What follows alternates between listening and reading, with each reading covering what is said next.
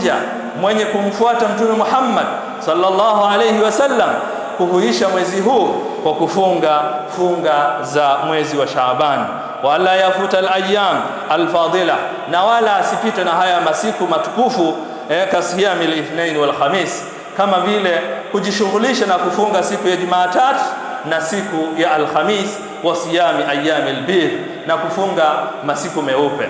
Baada ya kumhimidi Allah tabaraka wa taala na kumtakia rahma za ziada kipenzi chetu Mtume Muhammad sallallahu alayhi wasallam wa alihi wa sahbihi ajma'in, na wote waliomfuata hadi siku ya Kiyama, nikihusia nafsi yangu na pia wahusiani nyinyi katika sala zima la kumcha Allah tabaraka wa taala.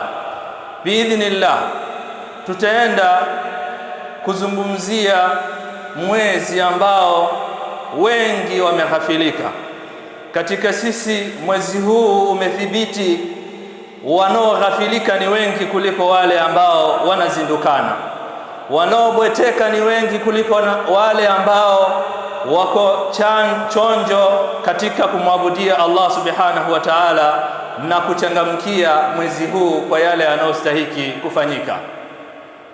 Hivyo basi, ili tusiwe katika wale walioghafilika, ili tusiwe katika wale waliobweteka, ni lazima kukumbushana, kwani hakika ya ukumbusho huwafaa waumini.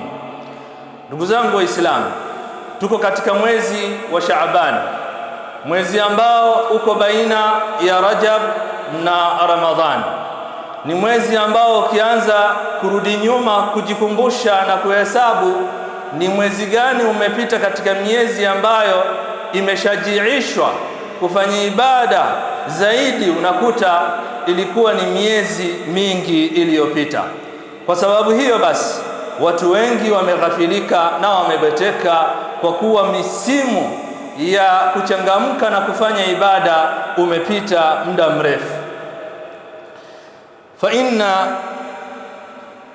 hadha ash-shahr, hakika ya huu mwezi ni mwezi ambao unakuta watu wengi wamekuwa wamesahau na hawakumbuki ni kipi cha kufanya, na wala hawana habari kwamba Mtume Muhammad sallallahu alayhi wasallam alikuwa anaupa nafasi ya kipekee mwezi huu tofauti na miezi mingine na mwezi wa Ramadhani. Maashara almuslimin, nahnu fi shahr Shaaban, sisi tuko katika mwezi wa Shaaban. Wa hadha shahr, na mwezi huu wa Shaaban, lahu ahkamun wa fihi fadail, ni mwezi ambao unazo hukumu mbalimbali na pia vile vile unazo fadhila mbalimbali. La yaqumu biha illa man alimaha wa wuffiqa lidhalik, hawezi kutekeleza ahkamu zake na fadhila zake isipokuwa yule ambaye ametambua na akawa ni mwenye kuwafikiwa na Allah subhanahu wa ta'ala kutekeleza yale yanayopatikana katika mwezi huu. Wal nu'rid shay'an min dhalik, na yapaswa tuelezee chochote kuhusu mwezi huu wa Shaaban. Shahru Shaaban shahrun yaghfulu an-nasu fihi 'anil ibada, mwezi wa Shaabani ni mwezi ambao watu wengi wameghafilika kufanya ibada. Fahuwa baina Rajabin wa Ramadhan, ni mwezi ulio baina ya mwezi wa Rajab na Ramadhan. Wa aqrabu mawasim khairu marra qablahu huwa siyamu shahr Ashura, na msimu ulio karibu tukitizama ilikuwa ni mwezi wa Ashura, na tulikuwa tukihamasishana kuhusu kufunga Ashura na kukithirisha funga katika mwezi wa Muharram. Lakini baada ya kupita miezi kadhaa, ndiyo sasa imeingia Shaaban. Mtume sallallahu alayhi wasallam ameutengea nafasi ya kipekee mwezi huu kwa hadithi ambayo akhrajahu al-Imam Ahmad wa an-Nasa'i. Ameifanyia takhriji hadithi hii al-Imam Ahmad na an-Nasa'i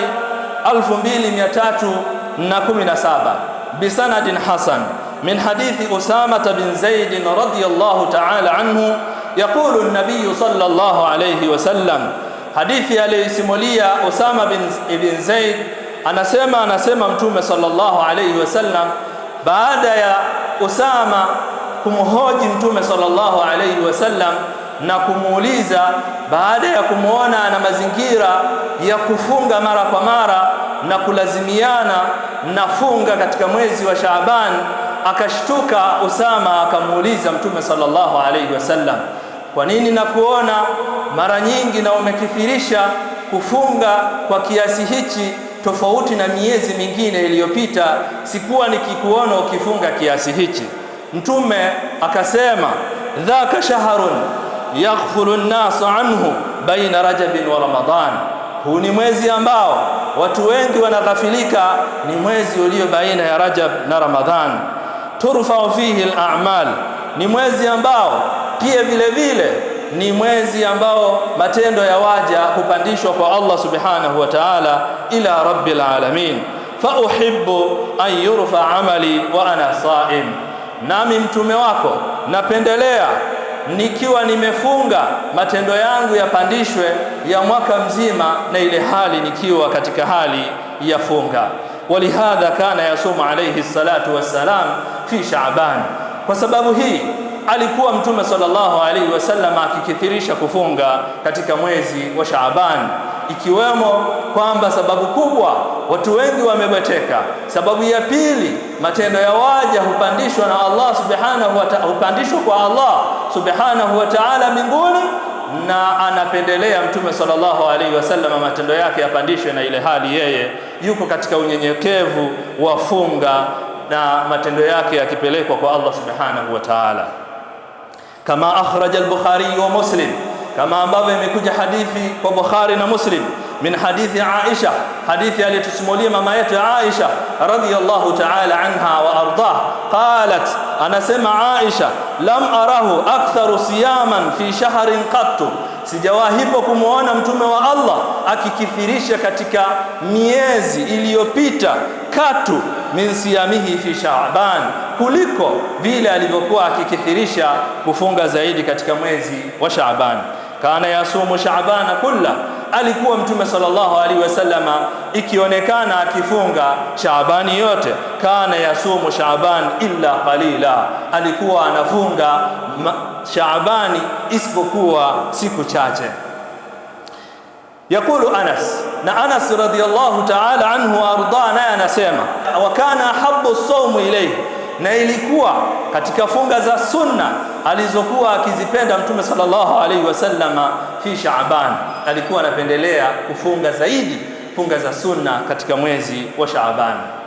Fasiyamu Shaaban qabla Ramadan, ifahamike kufunga hii funga ya Shaaban ambayo ni mwezi ulio kabla ya Ramadhan, kasunnati ratiba alqabliya, inakuwa ni darja, ni kama vile sunna ya qablia, kama ilivyo swala za fardhi zinazo qablia yake na pia zinazo baadia yake. Leo hii adhuhuri ina qablia na pia maghribi ina baadia, isha ina baadia, alfajiri ina qablia. Hivyo basi ikiwa hizi swala zinazo qablia yake, hata funga inayo qablia yake na inayo baadia yake.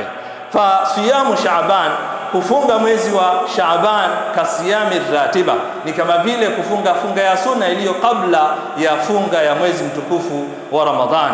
Wa siyam 6 min Shawwal, na pia vile vile kufunga masiku 6 katika mwezi wa Shawwal inakuwa ni kama baadia ya funga ya sunna baada ya mwezi mtukufu wa Ramadhan. Fayambaghi lil'abd an yastaghilla hadha ash-shahr bisiyam, yapaswa basi kwa mja mwenye kumfuata Mtume Muhammad sallallahu alayhi wasallam kuhuisha mwezi huu kwa kufunga funga za mwezi wa Shaaban. Wala yafuta al-ayyam al-fadila, na wala asipite na haya masiku matukufu kasiyami al-ithnain wal khamis, kama vile kujishughulisha na kufunga siku ya Jumatatu na siku ya Alhamis, wa siyami ayyami al-bidh, na kufunga masiku meupe. Na sio hivyo tu, unaweza ukachagua wewe ukasarit jamii al-ayyam, ukaunganisha siku zote isipokuwa siku mbili kabla ya kuingia Ramadhani unatakikana uachie nafasi ili usiunganishe na Ramadhani. Pia vile vile unaweza ukafunga siyam Nabiyullah Daud ya kufunga siku moja na kufungua siku moja, ili uweze kuwa ni katika wale ambao hawajaghafilika na wale ambao wanamuiga Mtume Muhammad sallallahu alayhi wasallam. Ibadallah, enyi waja wa Allah, yatasaalu al-ba'd an sawmi fi nisfi thani min Sha'ban hal yajuzu am la. Kuna swali linajitokeza katika vichwa ya baadhi yetu, kufunga kuanzia nusu inayofuata katika mwezi huu wa Shaaban inafaa au haifai? Wakad warada fi dhalika hadith Abi Huraira, na imekuja kuna hadithi ambayo ni maarufu ya Abi Huraira, idha intasafa Shaaban fala tasumu hatta Ramadan, inapokuwa Shaabani nusu imeshamalizika inaenda nusu ya pili, msifunge mpaka hadi iingie Ramadhan. Rawahu Tirmidhi wa hasanahu wal Hakim wa sahahu, fayujabu anhu annahu hadithun dhaif. Majawabu ya hadithi hii, wanawachuoni wameijibu ya kuwa hadithi hii kwanza ni dhaif. Fa inna jahabidhatu ahl alfanni, hakika mabingwa wa ilmu ya fani ya hadithi qad dha'afu hadha alhadith, wameidhofisha hadithi hii kalimami Ahmad wa Ibn Mahdi wa Ibn Ma'in wa Ibn al-Madini wa Ibn Zur'a wal Athram. Hawa wote ni katika wanawachuoni mabingwa wa awali kabisa katika fani ya elimu ya hadithi, wameidhofisha hadithi hii waadduhu min al-ahadith al-munkara, na wameijumuisha hadithi hii katika hadithi ambayo iko katika daraja ya munkar. Bal qala Ahmad, bali amesema al-Imam Ahmad, lam yaru al-Ala min ibn Abdurrahman an abihi ankar min hadha al-hadith, hajawahipo kupokea al-Ala kutoka kwa Ibn Abdurrahman kutoka kwa baba yake hadithi dhaifu kuliko hii. Waqala al-Athram, na al-Athram anasema al-ahadithu kullaha tukhalifuhu, hadithi zilizo sahihi zote zinakhalifiana na hadithi hii dhaifu, kwa maana kile kilichoelezwa na hadithi hii hakika katika usahihi. Waqala Ibn Rajab, na amesema Ibn Rajab, aktharul ulama ala annahu la yu'mal bihadha al-hadith, anasema wanawachuoni wengi wanasema hadithi hii haifanyiwi kazi. Fala basa ala almuslim an yasuma fi nisfi thani, hivyo basi hakuna ubaya kwa muislamu akafunga nusu ya pili ya Shaaban, walau lam yakun qad sama fi nisfi alawwal, hata kama hakuanza mwanzoni mwa nusu ya mwanzo akaja akaanza katika nusu ya pili yake. Japokuwa wale ambao wameisahihisha wanasema maana yake ni kwa mtu kusubiri mpaka inapofika nusu ya pili ndio yeye anaanza kufunga, au anapoona kwamba Shaabani inamalizikia ndio yeye anazinduka anaanza kufunga. Wale walioisahihisha, lakini katika wanawachuoni wengi na ndio ambao ni tegemezi katika ilmu ya hadithi wameidhoofisha hadithi hii, na wanasema kwamba haina maana katika kutolea hoja katika upande wa kwamba haifai kufunga nusu ya pili ya Shaaban. Na tukijalia kuwa eti haifai, basi itakuwa maana yake ni kwa yule ambaye hakufunga mwanzo akasubiria karibu na kumalizika Shaabani ndipo afunge, kwa mujibu wa hadithi nyingine Mtume sallallahu alaihi wasallam, kwa hadithi aliyosimulia Abi Huraira radhiyallahu ta'ala anhu wa arda, Mtume sallallahu alaihi wasallam anasema, msitangulie kufunga Ramadhani siku mbili au siku moja isipokuwa kwa yule mtu ambaye alikuwa na kawaida kabla ya Ramadhan na kabla ya Shaaban alikuwa na desturi ya yeye kufunga ima Jumatatu na Alhamisi, ikaswadifu siku mbili kabla ya Ramadhan ni Alhamisi, au siku mbili kabla ya Ramadhan siku ya Jumatatu, au yule aliyekuwa anafunga funga ya Nabiyullah Daud ambako alikuwa akifunga siku moja anafungua siku moja, ikiswadifu siku moja kabla ya Ramadhani naye alikuwa na kawaida ya kufunga hii funga, huyu ndio pekee ambayo mwenye ruhusa ya kufunga siku moja kabla ya Ramadhani au siku mbili kabla ya Ramadhani. Ama huyu ambaye alikuwa ameghafilika, hakuwa nafunga yoyote, siku mbili tu kabla ya Ramadhani, siku tatu tu kabla ya Ramadhani, ndio kwanza ananuilia kuanza kufunga funga za sunna, huyu ndiye ambaye amekatazwa na Mtume sallallahu alayhi wasallam, na haifai kufunga kwa mtu kama huyu. Hekima ya kukatazwa kufunga siku mbili au siku moja kabla ya Ramadhani ni ili mtu asije akaunganisha masiku yasiyokuwa ya Ramadhani na mwezi wa Ramadhani. Na hikma nyingine, alfaslu baina siyami alfardhi wan nafli, ni kupata kutenganisha kati ya funga ya fardhi na funga ya sunna. Funga ya Shaabani ni ya sunna na funga ya Ramadhani ni ya fardhi, ili mtu asiunganishe kati ya fardhi na sunna. Hatakiwi kufunga siku moja kabla ya Ramadhani au kufunga siku mbili kabla ya Ramadhani, kwani kukatazwa kutokuunganisha kati ya fardhi na sunna haipo tu kwenye Ramadhani. Hata swala hizi ambazo tunaziswali za swala tano, haifai mtu kuunganisha fardhi na sunna, bali inatakikana atenganishe hiyo swala yake kwa salamu au kukaa kwa kufanya nyaradi. Haifai wewe umetoa salamu ya kuswali swala ya dhuhuri, pale pale tu baada ya salamu moja kwa moja ukaunganisha na kuswali baadia yake, bali kinachopaswa ulete zile nyaradi ambazo alikuwa akizifanya Mtume sallallahu alaihi wasallam, ndipo baada ya kumaliza zile nyaradi ndio wewe unaruhusiwa sasa uswali suna yako ya baadia. Ama ukatoa salamu moja kwa moja ukaunganisha, inakuwa haifai, inachukiza kwa mujibu wa mafunzo ya Mtume sallallahu alaihi wasallam na matendo yake vile alivyokuwa akifanya. Alikuwa akiswali haunganishi, bali anakaa anafanya nyeradi. Baada ya kukamilisha nyeradi ndipo anainuka kuendelea kuswali swala ya baadia ambayo inafuatia kama swala hiyo inayo baadia. Wa min al-a'mali al-fadila fi Sha'ban, watukufu wa Islam, katika matendo ambayo yanafaa kufanywa katika mwezi huu wa Shaaban na ambayo tunatakiwa tusiwe katika wale walioghafilika, qira'atul Qur'an, ni sisi kukithirisha kuisoma Qur'an katika mwezi huu wa Shaaban. Anas anasema kana almuslimun, walikuwa waislamu kwa maana ya masahaba wa Mtume sallallahu alaihi wasallam, idha dakhala Shaaban, inavyoingia Shaaban, akabu ala almasahif faqara'uha, walikuwa wakielekea katika kufungua misahafu na kuisoma. Wa akhraju zakata amwalihim, na pia vile vile si tu kusoma Qur'an, hapo ndipo wanaona kwamba ni msimu wa umefika, wale ambao wana uwezo wa kutoa zaka wanazitoa zakati zao za mali zao, taqwiyati lidha'ifihim ala sawm, ili waweze kuwasaidia na kuwakimu kimaisha wale ambao ni mafakiri na maskini kwa kuwapa zaka zao, ili inapofika Ramadhani wakijikute wako katika hali nzuri ya maisha, kwa sababu tayari wameshagawiwa zile zaka ambazo wanastahiki kupewa na matajiri waliokuwa nazo. Kwa katika ibada ambazo tutapaswa kuzifanya katika mwezi huu ni sisi kuelekea kuisoma Qur'an.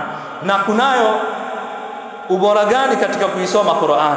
Kwa wale ambao watakuwa ni wenye kuhifadhi Qur'ani yote, itakuwa ni sehemu ya kufanya maraja katika kuirejea Qur'an na kujikumbusha sehemu ambazo wamezisahau. Na wale ambao hawajaihifadhi, itakuwa ni sehemu ya kujizoesha katika kuisoma kwingi Qur'ani, na ndimi zao zitakuwa ni nyepesi. Inapoingia Ramadhani huwezi kukuta mtu anahangaika kuhitimisha Qur'ani, kwa sababu tayari alishazoea kabla ya Ramadhani alikuwa anaisoma Qur'an. Na pia vile vile katika kuwasaidia na kutoa zaka, inawawezesha wale maskini na mafakiri kuondokana na hali ngumu ya kuombaomba katika milango ya maduka na maofisi kipindi cha Ramadhani. Watakuwa wanacho chakula, watakuwa wanacho futari, watakuwa wanazo dako, watakuwa wako katika utulivu wa kufanya ibada kama watu wengine ambavyo watakuwa hawahangaiki kutafuta kula yao wala hawahangaiki kutafuta kunywa yao, kwa sababu tayari wanazo akiba katika maeneo yao. Hivyo watakapokuwa wamepewa zaka kabla ya Ramadhani, tayari watakuwa wanaweza kujichukulia akiba ya chakula ndani ya mwezi mtukufu wa Ramadhani, na itakuwa ndiyo sababu ya kuwakwamua kimaisha. Waqala Salama ibn Kuhail, kana yuqalu shahru Sha'ban shahru Qur'an. Anasema Salama ibn Kuhail, ilikuwa ikiitwa mwezi wa Shaaban kuwa ni mwezi wa Qur'an.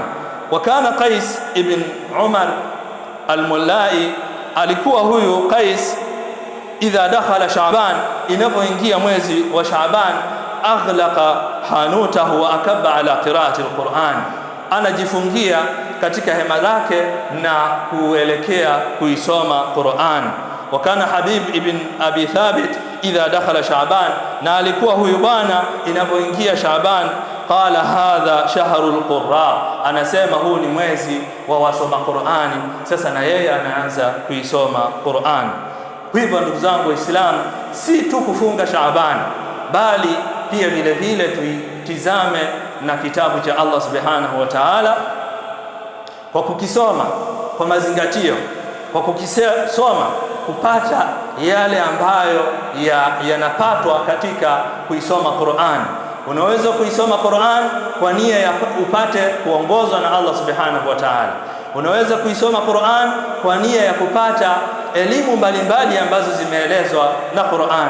Unaweza ukaisoma Qur'an kwa nia ya kupata shifa na ponyo lililoelezewa na Allah subhanahu wa ta'ala kupitia Qur'an, na mengineyo mengi katika yale yanayopatikana katika kuisoma Qur'ani. Ndivyo hivyo natakiwa wakati unaisoma Qur'ani katika mwezi huu wa Shaabani, pia unuilie katika yale ambayo yananuiliwa katika kuisoma Qur'an. اللهم بلغنا رمضان وارزقنا فيه صالح الأعمال والأقوال.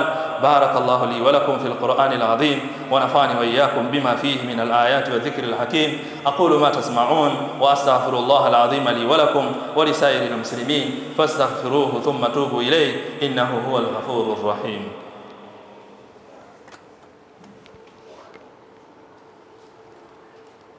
الحمد لله على فضله وإحسانه، وأشكره على توفيقه وامتنانه، وأشهد أن لا إله إلا الله وحده لا شريك له، وأشهد أن محمدا عبده ورسوله صلى الله عليه وعلى آله وأصحابه وسلم تسليما كثيرا. أما بعد.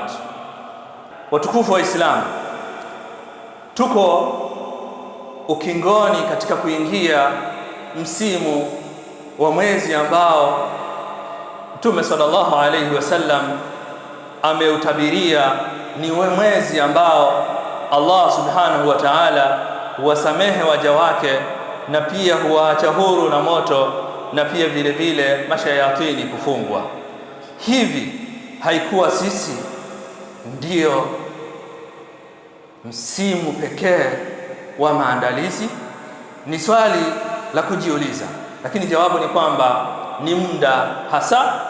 Kama isingelikuwa ni mwenendo na tabia ya Mtume Muhammad sallallahu alayhi wasallam kuwa na maandalizi ya kujiandaa na Ramadhani kuanzia Shaabani, basi ilitosha kwa kila mwenye akili timamu, kwa kuwa Ramadhani ni mwezi ambao ni wa kipekee wenye kheri za kipekee, yapaswa kuwa na maandalizi kama ilivyo kila msimu wowote ambao kwa wafanyabiashara au kwa wakulima au kwa yeyote ambao huwa wanapata faida katika ule msimu, huwa wanajiandaa kabla ya huo msimu kufika, ili wanapoingia katika ule msimu wawe tayari, kila kinachohitajika wamekiandaa na kiko tayari kukifanyia kazi. Leo hii ukimkuta mfanyabiashara, kama msimu wa sikukuu, kama bidhaa yake inahusiana na sikukuu, huwa yuko tayari kusafiri na kwenda kutafuta ile bidhaa katika ile miji ambayo inapatikana ile bidhaa, ili aje afanye biashara katika ule msimu wa sikukuu. Na hivyo hata wakulima, ikikaribia msimu wa kulima, huwa wanajiandaa na kuyaandaa mashamba yao, ili inapoingia msimu wa kulima kila kitu kiwe tayari. Kama ni mashamba yameshaandaliwa, kama ni mbegu, kama ni nini, hali kadhalika vyote huwa wanaviandaa. Hivyo basi, kwa kila muumini na mcha Mungu, mwezi wa Ramadhani unahitajia maandalizi, si wa kuingia ukajikuta uko kwenye mwezi wa Ramadhani. Bila shaka ukiingia bila ya maandalizi yoyote, utatoka bila ya chochote. Hilo halina shaka. Ili Ramadhani ikufae na upate lile lengo ambalo limelengwa, lazima uiandalie maandalizi yake. Miongoni mwa maandalizi yake ni wewe kuanza kufunga kabla ya kuingia Ramadhani. Ili uweze kupata kile kinachopatikana katika Ramadhani, lazima uandae maandalizi ya Ramadhani. Miongoni mwa maandalizi yake ni wewe kuanza kuisoma Qur'an. Ili upate kile ambacho kimelengwa katika mwezi wa Ramadhani, lazima uiandalie Ramadhani maandalizi yake. Miongoni mwa maandalizi yake ni kwa wale wenye uwezo kuanza kujitolea na kutoa vile walivyo navyo. Na hali kadhalika, si tu kwenye kusoma Qur'an, si tu kwenye kufunga Shaaban, si tu kwenye kutoa mali, pia vile vile hata tauba na istighfar. Haya ni mambo muhimu ambayo yapaswa kwa Muislamu kwa mwezi huu aanze kujiandaa. La sivyo, itakapoingia Ramadhani tutaingia kama washabiki wa mpira na tutatoka kama mashabiki wa mpira. Hakuna watu wenye hasara kama mashabiki wa mpira. Watanisamehe kama wako hapa, kwa sababu kuingia uwanjani ima kwa gharama na kwa muda mwingi, wakapiga kelele na baada ya hapo wakaondoka bila ya chochote. Walioshiriki kucheza ndio ambao ima watapata hasara au watakaopata faida, lakini mashabiki watakuwa ni washangiliaji tu. Kelele nyingi, mpira umepigwa, wameshinda, wameshindwa, mwisho wa siku hakuna walichovuna, basi zaidi wameondoka na uchovu na kuchoka na kupoteza muda. Sasa isije ikawa sisi Waislamu inaingia Ramadhani tunashabikia na tunawashabikia wengine, tunahudhuria pamoja nao, tunafunga pamoja nao, lakini ni kama mashabiki tu. Ramadhani inaisha kama mpira umeisha uwanjani kwa mashabiki wa mpira. Hatuna tulichovuna wala hatuna tulichopata, zaidi tulikuwa tunapiga kelele na Ramadhani na wale waliokuwa wanafunga Ramadhani. Sallu ala nabiyikum kama amarakumullah, inna Allaha wa malaikatahu yusalluna ala nabi ya ayyuhalladhina amanu sallu alayhi wa sallimu taslima. Wa qala sallallahu alayhi wa sallam, man salla alayya salatan sallallahu alayhi biha 10. Allahumma salli ala Muhammadin wa ala ali Muhammad kama sallaita ala Ibrahim wa ala ali Ibrahim innaka Hamidum Majid. Wa barik ala Muhammadin wa ala ali Muhammad kama barakta ala Ibrahim wa ala ali Ibrahim innaka Hamidum Majid. Kishki TV, nuru ya dini yako.